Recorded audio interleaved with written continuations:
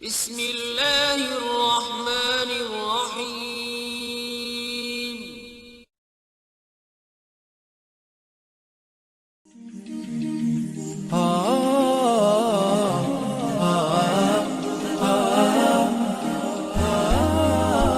Bismillahirrohmanirrohim. Assalamualaikum warahmatullahi wabarakatuh. Solawat dan salam selalu dan tetap tercurahkan kepada junjungan kita Nabi besar Muhammad Sallallahu Alaihi Wasallam. Harapan dan doa saya, semoga saudaraku semuanya selalu diberikan kesehatan, dilapangkan rezekinya, diampuni dosa-dosanya dan dipanjangkan umurnya. Amin, ya Rabbal Alamin. Sahabat beriman yang dirahmati Allah, Perang Badar menjadi salah satu perang terbesar yang dimenangkan umat muslim. Saat itu, salah seorang pemimpin terbesar kaum Quraisy, yaitu Abu Jahal, berhasil dibunuh setelah kepalanya dipenggal oleh Abdullah bin Mas'ud radhiyallahu anhu. Sebelum kepala Abu Jahal dipenggal oleh Abdullah bin Mas'ud radhiyallahu anhu, pada saat itu juga ada dua orang remaja berusia belasan tahun yang terlebih dulu menyerang Abu Jahal. Kedua remaja pemberani itu bernama Mu'az bin Afra radhiyallahu anhu dan Muawis bin Afra. Mereka berdua merupakan saudara kandung yang masih berusia belasan tahun saat mengikuti peperangan tersebut. Dua remaja itu awalnya sempat menggelorakan semangatnya ketika perang hendak dimulai. Semangat menggelora itu telah diceritakan oleh salah seorang sahabat Rasulullah Shallallahu Alaihi Wasallam, yaitu Abdurrahman bin Auf radhiyallahu anhu dan telah diriwayatkan dalam berbagai hadis sahih. Dalam kisah itu diceritakan bahwa kedua pemuda itu berdiri di kanan dan kiri Abdurrahman bin Auf radhiyallahu anhu. Pemuda pertama yaitu Mu'az bin Afra radhiyallahu anhu, terlebih dulu mendatangi Abdurrahman bin Auf dan bertanya, "Paman, mana yang namanya Abu Jahal?" Lalu Abdurrahman bin Auf kembali bertanya kepada pemuda itu, "Kenapa kau mencari Abu Jahal?"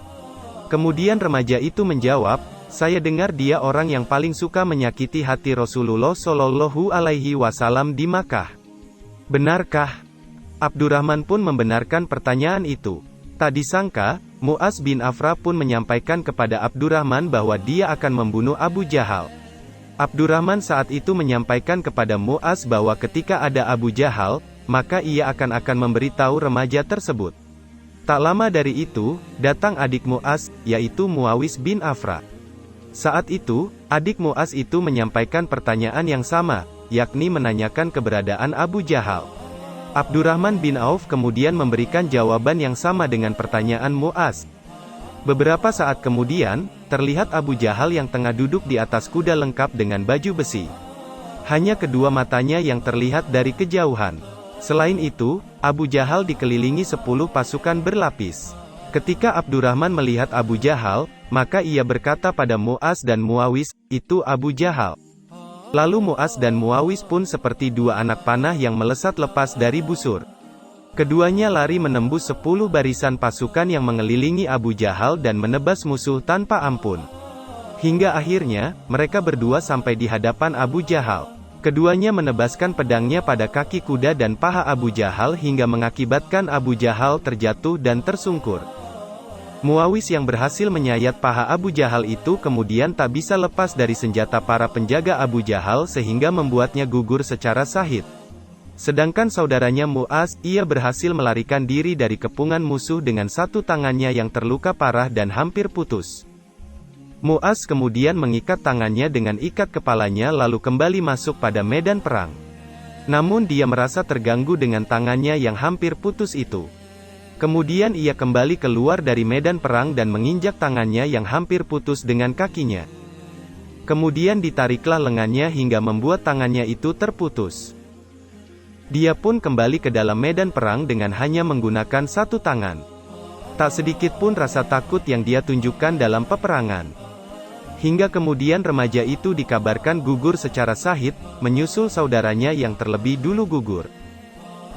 Keberanian dua remaja bersaudara itu menunjukkan betapa besarnya rasa cintanya kepada Islam. Pada masa perjuangan dulu, para pemuda begitu gagah berani maju untuk membela ajaran Islam. Padahal, usianya masih sangat belia. Namun mereka sama sekali tak menunjukkan rasa takut. Demikian kisah yang saya sampaikan, semoga bermanfaat untuk kita semua. Amin, ya Robbal Alamin.